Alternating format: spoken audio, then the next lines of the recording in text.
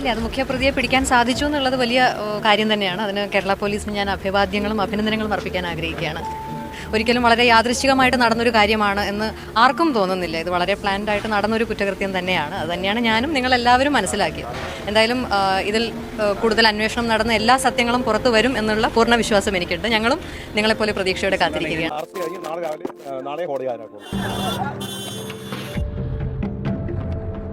നടിയെ ആക്രമിച്ച കേസിൽ കേരളമാകെ ഞെട്ടിയത് ദിലീപിന്റെ അറസ്റ്റോട് കൂടിയാണ്. മലയാള സിനിമയെ അടക്കിവാണ ജനപ്രിയ നായകൻ ഉയരങ്ങളിൽ നിന്ന് താഴേക്ക് പതിച്ച് കൂട്ടബലാത്സംഗ കേസിലെ ഗൂഢാലോചനാ പ്രതിയായി ജയിലിൽ കഴിഞ്ഞ 84 ദിവസം. നായകനും നിർമ്മാതാവും സംവിധായകനും വിതരണക്കാരനും തിയേറ്റർ ഉടമയുമെല്ലാമായ ദിലീപിന് രാശിയില്ലാത്ത 8 വർഷം.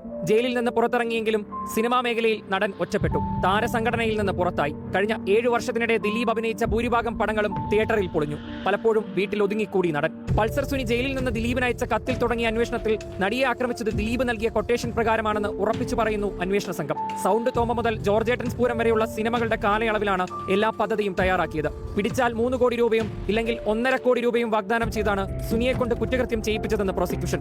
സുനിയും ദിലീപും തമ്മിൽ നിരവധി തവണ കണ്ടതിന്റെയും അടുത്ത് ഇടപഴകിയതിന്റെയും പണമിടപാട് നടത്തിയതിന്റെയും എല്ലാം തെളിവുകൾ പ്രോസിക്യൂഷൻ കോടതിയിൽ എത്തിച്ചിട്ടുണ്ട്. ഇതെല്ലാം അനുകൂലമാകുമെന്നാണ് പ്രതീക്ഷ. എന്നാൽ തുടക്കം മുതലേ താൻ നിരപരാധിയാണെന്ന് ആവർത്തിക്കുന്ന ദിലീപ് ഡിസംബർ 8 തന്റെ ജീവിതത്തിലെ നല്ല ദിനമാകുമെന്ന പ്രതീക്ഷയിലാണ്. ഡിസംബർ 18 ദിലീപ് ചിത്രം ബബ്ബബ്ബയുടെ റിലീസ്. കോടതി വിധി അനുകൂലമാകുമെന്ന പ്രതീക്ഷയിൽ ചിത്രത്തിന്റെ മെഗാ റിലീസിന് തയ്യാറെടുക്കുകയാണ് താരം. എല്ലാവർക്കും നമസ്കാരം. ഒരു സാധാരണ മനുഷ്യൻ എന്ന നിലയിൽ ഇന്ന് സംസാരിക്കാൻ പോകുന്നത് കേരളത്തിന്റെ ചരിത്രത്തിൽ തന്നെ വലിയൊരു വഴിത്തിരിവുണ്ടാക്കിയ കേസിനെ കുറിച്ചാണ്. അത് മറ്റൊന്നുമല്ല, ദിലീപ് കേസ്. ഈ ഒരു കേസ് പിന്തുടർന്നവർക്ക് ഒരു കാര്യം ഉറപ്പാണ്. കാരണം ഇതൊരു സാധാരണ ഒരു കുറ്റകൃത്യത്തിന്റെ കഥയല്ല. ഇത് കോടതി മുറികളിൽ നിന്ന് സിനിമാ ലോകത്തേക്കും പൊതുഭാവനയിൽ നിന്ന് മീഡിയയിലേക്കും വ്യാപിച്ചു പോയ ഒരു മഹാദുരന്തത്തിന്റെ സത്യാന്വേഷണമാണ്. ഇവിടെ ആരെയും കുറ്റക്കാരനോ അല്ലെങ്കിൽ നിരപരാധിയോ എന്ന് വിളിക്കാനല്ല ഞാൻ ഈ വീഡിയോ ചെയ്യുന്നത്. കോടതിയിലാണ് ഇതിന്റെ തീരുമാനം എന്ന് പറയുന്നത്. 2017 ഫെബ്രുവരി 17 കേരള സമൂഹത്തെ ഞെട്ടിച്ച ഒരു രാത്രി. ഒരു യുവനടിയെ തട്ടിക്കൊണ്ടുപോവുകയും ഉപദ്രവിച്ച് ഭീഷണിപ്പെടുത്തി ചിത്രീകരിച്ച ഒരു സംഭവമാണ് ഈ ഒരു കേസിന്റെ അടിസ്ഥാനം എന്ന് പറയുന്നത്.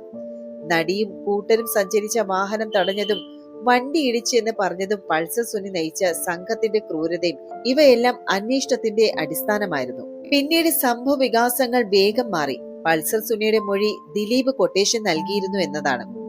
എന്നിട്ടാണ് ഈ ഒരു കേസ് കേരളത്തിന്റെ മുഴുവൻ ശ്രദ്ധയിലേക്കും എത്തിയത്. ദിലീപ് 5 തവണ ജാമ്യാപേക്ഷ കൊടുത്തിരുന്നു. 2 തവണ ഹൈക്കോടതിയും തള്ളി, 2 തവണ മജിസ്ട്രേറ്റും തള്ളി. ഒടുവിൽ മുൻ ക്രിമിനൽ പശ്ചാത്തലമില്ല എന്നതുകൊണ്ട് മാത്രം കോടതി അന്ന് ജാമ്യം അനുവദിച്ചത്.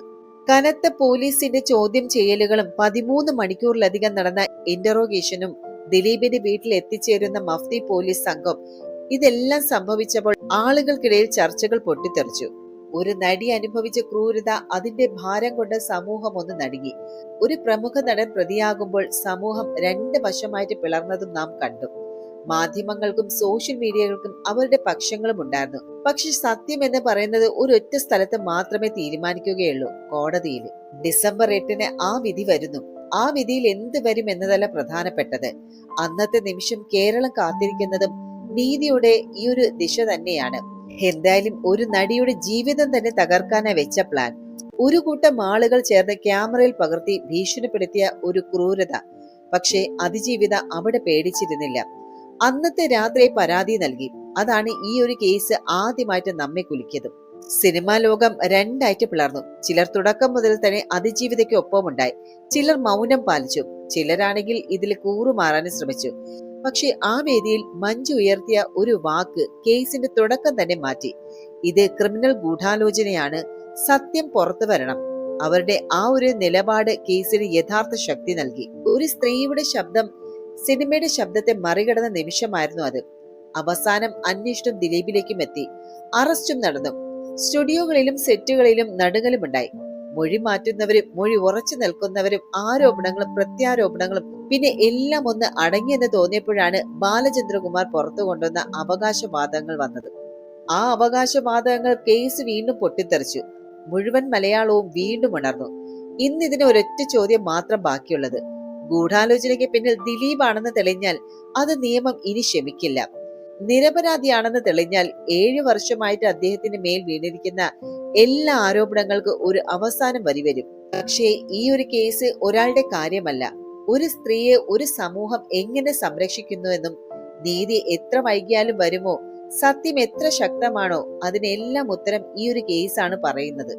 ഈ കേസിൽ ഏറ്റവും വലിയ ചർച്ച ഇപ്പോൾ കേന്ദ്രീകരിക്കുന്നതും 8ാം പ്രതിയായിട്ടുള്ള ദിലീപിനെ തന്നെയാണ്. ദിലീപിനെ ചുറ്റിപ്പറ്റി തന്നെയാണ്. ദിലീപ് പറയുന്നത് ഒരു കാര്യം തന്നെ, ഞാൻ ചെയ്തിട്ടില്ല, ഞാൻ നിരപരാധിയാണ്. പക്ഷെ പ്രോസിക്യൂഷൻ പറയുന്നത് അതിന്റെ പൂർണ്ണ വിപരീതമാണ്. ഈ ഒരു ഗൂഢാലോചനയുടെ മാസ്റ്റർ മൈൻഡ് എന്ന് പറയുന്നത് ദിലീപാണ്. ഇപ്പോൾ ഡിസംബർ 8-ന് വിധി വരാനിരിക്കെ റിട്ടയർഡ് പോലീസ് ഉദ്യോഗസ്ഥനായിട്ടുള്ള ജോർജ് ജോസഫ് സാറിന്റെ പ്രസ്താവനകൾ വലിയ വിവാദമാണ്.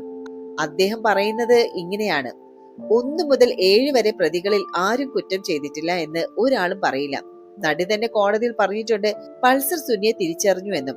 അതുമാത്രവുമല്ല 5 പേർ കാറിനകത്ത് കയറി ദൃശ്യങ്ങൾ ഷൂട്ട് ചെയ്തിട്ടുണ്ടെന്ന്. അത് വലിയൊരു തെളിവ് തന്നെയാണ്. പക്ഷെ ഏറ്റവും വലിയ ചോദ്യമുണ്ടല്ലോ, അവ ദൃശ്യങ്ങൾ ഷൂട്ട് ചെയ്തത് ആർക്കു വേണ്ടിയായിരുന്നു, എന്തിനു വേണ്ടിയായിരുന്നു, അവ എവിടെ എത്തിയെന്നും. എന്നാലും ബ്ലാക്ക് മെയിൽ ചെയ്യാനാണെങ്കിൽ അന്നേ ദിവസം തന്നെ നടിയെ വിളിക്കുമായിരുന്നില്ലേ, പണം ചോദിക്കാമായിരുന്നു. അതും സംഭവിച്ചിട്ടില്ല. അദ്ദേഹം പറയുന്ന കാര്യം എന്ന് വെച്ചാൽ ആ ദൃശ്യങ്ങൾ അന്നേ ദിവസം തന്നെ ദിലീപിന്റെ കൈവശം എത്തിയെന്നാണ്. പരോക്ഷ തെളിവുകൾ കോടതിയുടെ കയ്യിലുമുണ്ട്. കൂടാതെ ബാലചന്ദ്രകുമാർ കൊടുത്ത മൊഴികളും ദിലീപിന്റെ വീട്ടിലിരുന്ന ആ ദൃശ്യങ്ങൾ പ്ലേ ചെയ്യുന്നതിൽ താനും ഉണ്ടായിരുന്നു എന്നും ഈ കേസിൽ വൻ പ്രാധാന്യമുള്ളതാണെന്ന് അദ്ദേഹം പറയുന്നുണ്ട്. അതുകൊണ്ട് തന്നെ അദ്ദേഹം പറയുന്നത് 1 മുതൽ 7 വരെ പ്രതികൾക്ക് ജീവപര്യന്തമോ 20 വർഷമോ ആയിരിക്കും ശിക്ഷ ലഭിക്കുക. പക്ഷെ ദിലീപിന്റെ കാര്യത്തിൽ നേരിട്ട് ചെയ്തതിന്റെ തെളിവില്ലെങ്കിലും ദിലീപിന് വേണ്ടിയാണ് ഇത് ചെയ്തതെന്ന് തെളിവുണ്ട്. ഇതാണ് അദ്ദേഹത്തിന്റെ ഒരു വിലയിരുത്തൽ. ഇനി കോടതി ചെയ്യുന്നത് അതിശക്തമായിട്ടുള്ള പ്രയത്നമാണ്. അതായത് 1700 ഡോക്യുമെന്റ്സുകളും 261 സാക്ഷികളും ഇതെല്ലാം പരിശോധിച്ചാണ് ഡിസംബർ 8-ന് വിധിയെത്തുന്നത്. എന്തായാലും ഈ ഒരു കേസ് എന്ന് പറയുന്നത് ഒരു സിനിമാ വാർത്തയല്ല, ഒരു ഗോസിപ്പ് വിഷയവുമല്ല. സ്ത്രീ സുരക്ഷ, നീതി, സ്വാധീനം, ശക്തി ഇതൊക്കെയും ചേർന്ന ഒരു വലിയ പരീക്ഷണമാണ്. ഡിസംബർ 8 കേരളം മുഴുവൻ നോക്കി നിൽക്കുന്ന ദിവസം. വിധി എന്തായാലും ഈ കേസ് മലയാളത്തിന്റെ ചരിത്രത്തിൽ ഒരിക്കലും മറക്കാനാകാത്ത ഒരു വഴിത്തിരിവാകും. ഇവിടെ ഒരു കാര്യം നമ്മൾ മനസ്സിലാക്കണം. ഈ കേസ് ഒരാളുടെ ആരാധനയോ മറ്റൊരാളുടെ വൈരാഗ്യമോ സോഷ്യൽ മീഡിയയിലെ ചർച്ചകളോ ഒന്നുമല്ല. ഇതൊരു നടിയുടെ ജീവനിലും മാനത്തിലും നടന്ന അതിക്രമത്തിനുള്ള നീതിയുടെയും ഒരുപാട് വർഷങ്ങളായി നീളുന്ന സത്യാന്വേഷണ യാത്രയുടെയും അവസാന ഘട്ടമാണ്. ഡിസംബർ 8-ന് കോടതി പറയുന്ന വാക്ക് പ്രതികളുടെയും ദിലീപിന്റെ മലയാള സിനിമയുടെയും സമൂഹത്തിന്റെ നീതിബോധത്തിന്റെ ഒരു വലിയ ടേണിംഗ് പോയിന്റ് ആയിരിക്കും. നമുക്ക് ചെയ്യാനാകുന്നത് അപവാദങ്ങളെയും ആരാധനയും വച്ചിറക്കി നീതി എന്താണെന്ന് മനസ്സിലാക്കാൻ കാത്തിരിക്കുക. നക്ഷത്ര ശോഭയിൽ മറഞ്ഞു പോകുന്ന അസലായിട്ടുള്ള സത്യം പുറത്തു വരുന്നത് അത്യാവശ്യമാണ്. വിധി എന്തായാലും ഒരു കാര്യം ഓർമ്മിക്കണം, നീതി വൈകാം, പക്ഷെ അത് വരുമ്പോൾ സമൂഹം മുഴുവനും മാറ്റും. അവസാനം പറയുകയാണെങ്കിൽ ഒരു നടിയുടെ നീതിക്കുള്ള പോരാട്ടവും ഒരു നടന്റെ നിരപരാധിത്വത്തിനുള്ള വാദവുമായാണ് ഈ ഒരു കേസ് ചുറ്റി നടക്കുന്നത്. ഇതിന്റെ ഫലം എന്തായാലും മലയാള സമൂഹം ഈ സംഭവത്തിൽ നിന്ന് ഒരു വലിയ പാഠം പഠിച്ചു. നിയമം സംസാരിക്കട്ടെ, നമുക്കത് കേൾക്കാം.